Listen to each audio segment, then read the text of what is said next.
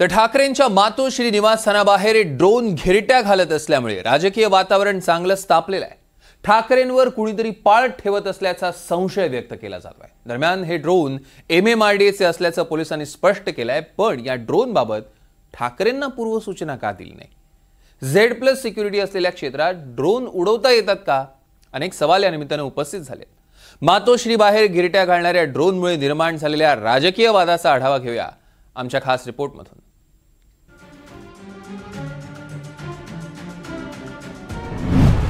मातोश्री परिसरात अज्ञात ड्रोनच्या घिरट्या, ठाकरेंच्या हालचालींवर कुणाची नजर? घिरट्या घालणारे ड्रोन MMRDAचे, पोलिसांचं स्पष्टीकरण। मातोश्री निवासस्थान मुंबईतल्या सर्वात संवेदनशील ठिकाणांपैकी एक ठिकाण। ठाकरेंच्या या निवासस्थानाबाहेर Z+ सुरक्षा असते, पण आज सकाळी इथं अज्ञात ड्रोन घिरट्या घालताना दिसला आणि एकच गोंधळ उडाला।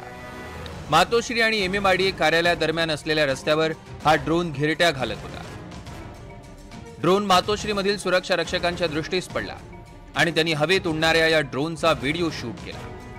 विशेष म्हणजे मुंबईत ड्रोन उडवण्यास बंदी असताना हा ड्रोन कुणी आणि कशासाठी उडवला असा सवाल उपस्थित केला जातो। तर या ठिकाणचं आपण वस्तुस्थिती पाहायला गेलं तर याच ठिकाणी हे ड्रोन उडवण्यात आले होते आणि पोलिसांकडून आता अशी माहिती देण्यात आलेली आहे की MMRDAनं परवानगी घेऊनच या परिसरात खेरवाडी ते या BKC परिसरातलं सर्वेक्षण करायचं होतं आणि त्याच अनुषंगानं परवानगी घेऊन हे ड्रोन उडवले अशा पद्धतीची माहिती आता पोलिसांकडून देण्यात आलेली आहे। मात्र ठाकरे गटाच्या नेत्यांकडून याबाबतीत अनेक शंका ज्या आहेत या उपस्थित करण्यात आलेल्या आहेत। मातोश्रीला Z+ सुरक्षा आहे आणि अशी सुरक्षा असताना अशा पद्धतीनं ड्रोन उडवून एक प्रकारची टेहाळणी किंवा पाहणी या ठिकाणी केली जाते अशा पद्धतीचा आरोप हा ठाकरे गटाच्या नेत्यांकडून करण्यात आला होता। तर इतर नेत्यांनी, राजकीय नेत्यांनी या संपूर्ण प्रकरणाची चौकशी केली पाहिजे अशी मागणी केली होती। त्यानंतर मुंबई पोलिसांकडून याच्या बाबतीत स्पष्टीकरण आलेलं आहे की MMRDAला या परिसरात सर्वेक्षण करायचं होतं। त्यांनी तशा पद्धतीची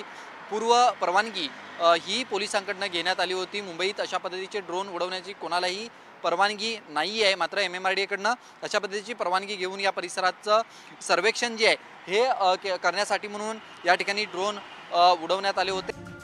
दरम्यान या पार्श्वभूमीवर BKC पोलिसांकडून एक महत्त्वाचं स्पष्टीकरण देण्यात आलं। हा ड्रोन अज्ञात नसून MMRDAनं पाठवला होता। 8 नोव्हेंबर ते 16 नोव्हेंबर दरम्यान हे सर्वेक्षण सुरू होतं। पॉट टॅक्सी प्रकल्पासाठी हे सर्वेक्षण सुरू असून त्यासाठी MMRDAनं मुंबई पोलिसांकडून परवानगी घेतली। मुंबई पोलिसांनी ड्रोन अज्ञात नसल्याची माहिती दिली, पण ड्रोनच्या हालचाली संशयास्पद असल्याचं मत आदित्य ठाकरेंनी व्यक्त केलंय। आज सकाळी आमच्या घरात एक ड्रोन डोकावताना पकडला गेला आणि जेव्हा मीडियाला त्याबद्दल माहिती मिळाली तेव्हा MMRDAनं मुंबई पोलिसांच्या परवानगीनं BKCच्या सर्वेक्षणासाठी ड्रोन उडवल्याचं स्पष्टीकरण दिलं। असा कुठला सर्वे जो एखाद्याच्या घरात डोकावण्याची परवानगी देतो आणि ड्रोन पाहता क्षणीच तो तिकडून निघून जातो? अशा ड्रोन सर्वेक्षणाची इथल्या नागरिकांना पूर्व सूचना का दिली नाही? संपूर्ण BKC साठी MMRDA फक्त आमच्या घराची देखरेख करताय का? या ड्रोनच्या माध्यमातून उद्धव ठाकरे यांना भेटायला येणाऱ्या व्यक्तींवर नजर ठेवली जात असल्याचा आरोप ठाकरे गटानं केलाय। उद्धव ठाकरे आणि त्यांचे कुटुंबीय मातोश्री 2 मध्ये राहतात। मातोश्री 2 मधूनच ड्रोनचा व्हिडिओ शूट करण्यात आलाय। Z+ सुरक्षा असलेल्या निवासस्थानाजवळ ड्रोन उडवले जात असतील तर त्याची पूर्वसूचना का दिली नाही असा सवाल उपस्थित झालाय। याची माहिती बिलकुल नव्हती। मातोश्री किंवा उद्धव ठाकरे यांना Z+ सिक्युरिटी आहे आणि ज्या वेळेला Z+ सिक्युरिटी असते त्यावेळेला त्याचं निवासस्थान हे सेन्सिटिव्ह झोन मध्ये येतं आणि अशा सेन्सिटिव्ह झोन मध्ये ड्रोन काय किंवा कुठल्याही प्रकारच्या अशा ऍक्टिव्हिटी होत नाहीत आणि त्या संदर्भात जर काय ऍक्टिव्हिटी करायची असली असती तर पहिलं त्यांना मातोश्रीला कळवायला पाहिजे होतं। हे आता आम्हाला कळलं म्हणून हे पोलीस हातून उत्तर देत आहेत, परंतु हे उत्तर आम्हाला मान्य नाहीये की असा कुठला सर्वे पोलीस करतायत की ज्या पोलिसांना ड्रोनची गरज लागते।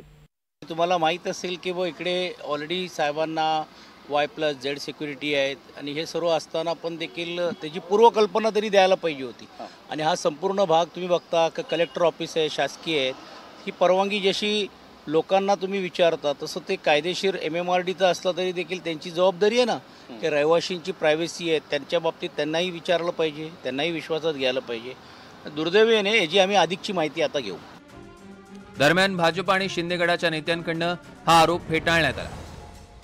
मातोश्रीच्या बाहेर जे ड्रोन घिरट्या घालत होते ते पोलिसांची परमिशन घेऊन MMRD हे तिथे त्यांनी ते ड्रोन फिरवले होते.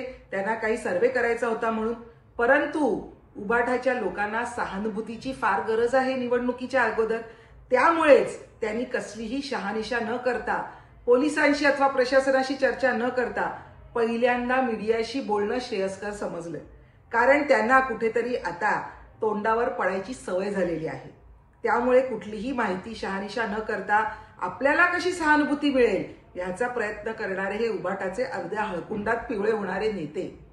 त्यांना मी एवढंच सांगू इच्छिते की उद्योगपतीच्या घराखाली जिलेटिनच्या कांड्या ठेवणारं हे सरकार नाहीये, तर सर्वसामान्यांना सुरक्षा पुरवणारं हे सरकार आहे. अगदी विरोधक असले तरी देखील त्यांच्या सुरक्षेची जिम्मेदारी ही शेवटी राज्य सरकारवरच आहे.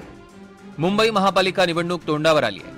त्यानिमित्तानं ठाकरे निवासस्थान राजकीय हालचालींचं प्रमुख केंद्र बनलंय. गेल्या काही दिवसात ठाकरे बंधूंमधल्या भेटीगाठीही वाढलेल्या आहेत. अशातच मातोश्री निवासस्थानी अज्ञात ड्रोन घिरट्या घालत असतील तर राजकारण नेमकं कुठल्या पातळीवर चाललंय याचा विचार होणं गरजेचं आहे. विशाल पाटील, NDTV मराठी, मुंबई.